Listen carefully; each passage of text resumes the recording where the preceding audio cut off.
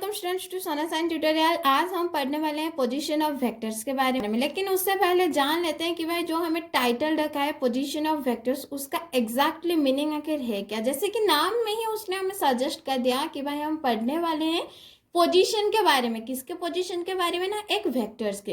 इसका मतलब क्या है कि हम एक वेक्टर के पोजीशन के बारे में पढ़ने वाले। अगर ओ फिक्स्ड पॉइंट है एक और पी एक फिक्स्ड पॉइंट है और ये दोनों एक वेक्टर को फॉर्म कर रहे हैं, देन ये OP वेक्टर को कहा जाता है P पॉइंट का position vector. It means that we can return that OP vector is equal to position vector of P point which is also equal to P vector. मतलब P का position vector को हम P vector के through भी indicate कर सकते हैं। So ये तो पढ़ा हमने पोजीशन वेक्टर का इंट्रोडक्शन पार्ट। अब हम इसी कंसेप्ट के थ्रू कुछ सवालों के हल निकालेंगे। जैसे कि अगर हमारे पास दो पोजीशन वेक्टर्स हैं तो हम उसमें से कैसे एक वेक्टर निकाल सकते हैं। सपोज हमारे पास एक लाइन है और कोई थर्ड पॉइंट आकर उसे इंटरनली डिवाइड कर रहा हो, तो हम उस थर्ड पॉइंट का कैसे एक पोजीशन वेक्टर निकाल सकते हैं। ठीक उसी तरीके से सपोज हमारे पास एक लाइन है और कोई थर्ड पॉइंट आकर उसे एक्सटर्नली डिवाइड कर रहा हो, तो उस थर्ड पॉइंट का हम कैसे एक पोजीशन वेक्टर निकाल सकते हैं। ठीक है, नेक्स्ट सवाल आता है कि अगर हमारे पास एक लाइन है और कोई पॉइंट उसे डायरेक्टली, ना इंटरनली ना एक्सटर्नली, वो डायरेक्टली मिड पॉइंट पर उसे डिवाइड कर रहा हो, तो हम कैसे उसका पोजीशन वेक्टर निकाल सकते हैं। Let's see our first question, which is how can we get a vector from its position vector of 2 points। तो सपोज हमारे पास 2 पॉइंट्स है, जैसे कि P पॉइंट्स है और ये है आपका Q पॉइंट्स। ठीक है, और उनका जो फिक्स्ड पॉइंट है या फिर इनिशियल पॉइंट है, सपोज हमने पकड़ लिया O। ठीक है, सो ये रहेगा। सो उसके बाद हम इसको ड्रॉ कर देंगे। ठीक है, ये OP वेक्टर है। जैसे कि मैंने बोला कि हम ये दो वेक्टर का, ये दो पॉइंट्स का, ये है एक इनिशियल पॉइंट, तो इनिशियल मतलब यहीं से स्टार्ट होगी। ठीक है, तो ये रहा आपका OP और ये रहा आपका OQ वेक्टर। ठीक है, तो ये OP वेक्टर मतलब इसका पोजीशन वेक्टर रहेगा आपका P वेक्टर, और ये Q के तरफ आ रहा है मतलब Q का, सो इसका पोजीशन वेक्टर रहेगा आपका Q वेक्टर। ठीक है, सो इन दोनों का तो डायरेक्शन हमें पता चल गया, लेकिन ये वाले डायरेक्शन मतलब ये वाला जो लाइन है ये कौन से डायरेक्ट पे जाएगा, P के तरफ जाएगा या फिर Q के तरफ जाएगा। ठीक है, तो 11th में आपने फिजिक्स में आपने एक ट्राइंगल ऑफ वेक्टर एडिशन आपने ऑब्वियसली पढ़ा होगा, कि जिसमें कहा जाता है कि अगर किसी ट्राइंगल में हम वेक्टर को अप्लाई करते हैं तो उसमें क्या होता है कि अगर कोई दो लाइन एक डायरेक्ट वे जा रहे हों तो थर्ड जो लाइन होता है वो उसका ऑपोजिट डायरेक्शन में जाएगा। ठीक है, तो यहाँ पे देखिए कि OP और PQ वेक्टर एक ही डायरेक्शन पे आ रहे हैं, लेकिन ये जो OQ वेक्टर है ये उसका ऑपोजिट डायरेक्शन में जा रहा है। ठीक है, सो इसे कहते हैं हमारा ट्राइंगल लॉ। ठीक है, तो यही लॉ हम यहाँ पे अप्लाई करेंगे। Think to this triangle law of vector addition हम लिख सकते हैं OP vector plus PQ vector is equal to OQ vector. क्यों? क्योंकि ये ऑपोजिट डायरेक्शन पे जा रहा है। ठीक है, सो हम PQ इज इक्वल टू लिख सकते हैं OQ vector minus OP vector. ये जो प्लस वाला है ये हम राइट हैंड साइड को ले जाएंगे और ये माइनस OP वेक्टर कर देंगे। ठीक है, सो OQ वेक्टर जैसे कि हमने यहाँ पे लिखा हुआ था कि OP वेक्टर को हम P वेक्टर भी लिख सकते हैं, तो यहाँ पे हम OQ वेक्टर को हम Q वेक्टर भी लिख सकते हैं माइनस, और OP वेक्टर को हम P वेक्टर भी लिख सकते हैं। तो इसका मतलब क्या है कि PQ vector is equal to, Q vector है आपका position vector of Q point, तो लिख लेंगे हम position vector of Q minus position vector of P।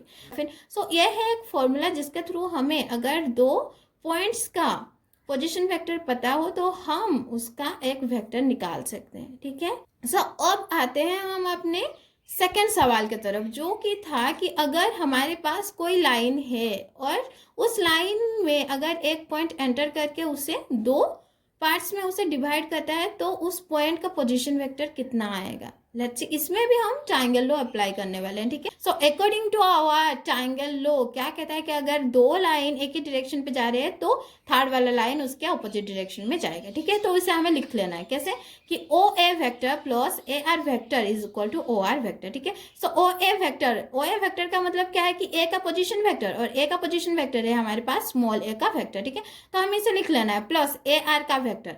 So AR mostly आपका क्या है M, तो हमें M निकालना है whole by m plus n। क्योंकि भाई ये m प्लस n के पार्ट में से हमें m निकालना है, ठीक है।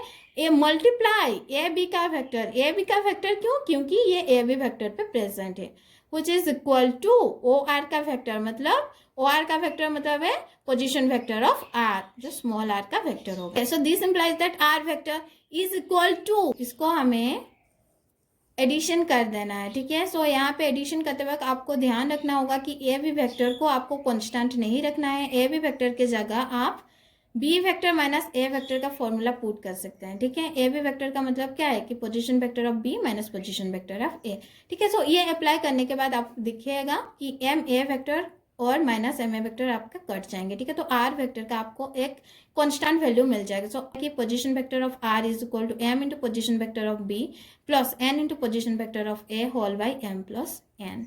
सो अब हम चलते हैं अपनी नेक्स्ट क्वेश्चन की ओर, जो कि था कि भाई अगर हमारे पास एक लाइन प्रेजेंट हो और उस लाइन को अगर कोई थर्ड पॉइंट आकर एक्सटर्नली उस लाइन को डिवाइड कर रहा हो, तो हम उसमें उस थर्ड वाले पॉइंट का पोजीशन वेक्टर कैसे निकाल सकते हैं, लेट्स सी, ठीक है। तो सपोज यहाँ पे ए बी हमारे पास एक लाइन प्रेजेंट है, जिस ए वेक्टर है उसका ए पॉइंट का पोजीशन वेक्टर और बी वेक्टर है आपका बी पॉइंट का पोजीशन वेक्टर, ठीक है। सपोज यहाँ पे हमारे पास थर्ड पॉइंट है जिसका नाम है आर, जो कि इस लाइन को एक्सटर्नली डिवाइड करता है एम पार्ट्स के और एन पार्ट्स में।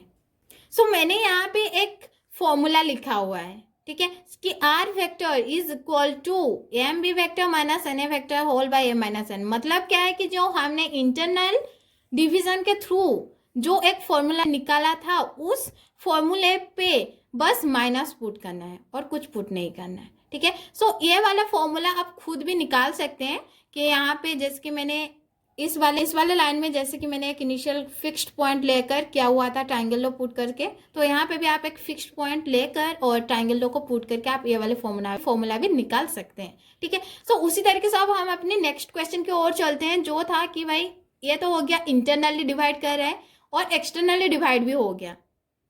सो अब हम अपनी नेक्स्ट क्वेश्चन की ओर चलते हैं, जो कि था लाइन में अगर कोई एक पॉइंट आता है जो कि एग्जैक्टली मिड पॉइंट पे बैठता है लाइन के और उस लाइन को इक्वल पार्ट में डिवाइड कर देता है, तो हम उस थर्ड वाले पॉइंट पोजीशन वेक्टर कैसे निकाल सकते हैं, लेट्स सी। तो जैसे कि मैंने बोल दिया कि ये मिड पॉइंट पे आने वाला है, मतलब सपोज हमारे पास एक ए बी लाइन है, ठीक है। सो ये एक थर्ड पॉइंट आ गया जिसका नाम है आर, जो कि इस ए बी लाइन को एग्जैक्टली मिड पॉइंट पे आपको डिवाइड कर रहा है और ये वाले को और दो पार्ट्स में डिवाइड करे। सपोज मैंने ये वाले पार्ट्स को नाम दे दिया एम पार्ट्स और आर बी वाले पार्ट्स को मैंने नाम दिया एन पार्ट, ठीक है। तो ए का पोजीशन वेक्टर आता है आपका स्मॉल ए का वेक्टर और बी का पोजीशन वेक्टर आता है स्मॉल बी का।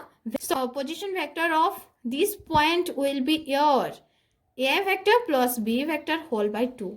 क्योंकि ये जो एम वाले और एन वाले पार्ट्स हैं ये इक्वल होते हैं, ठीक है। तो the position vector of R vector is equal to A vector plus B vector whole by 2 आता है। सो आई जस्ट होप कि पोजीशन वेक्टर्स का जो कॉन्सेप्ट था वो अब आपके दिमाग में पूरी तरीके से क्लियर हो गया होगा। And thank you and have a good day to all.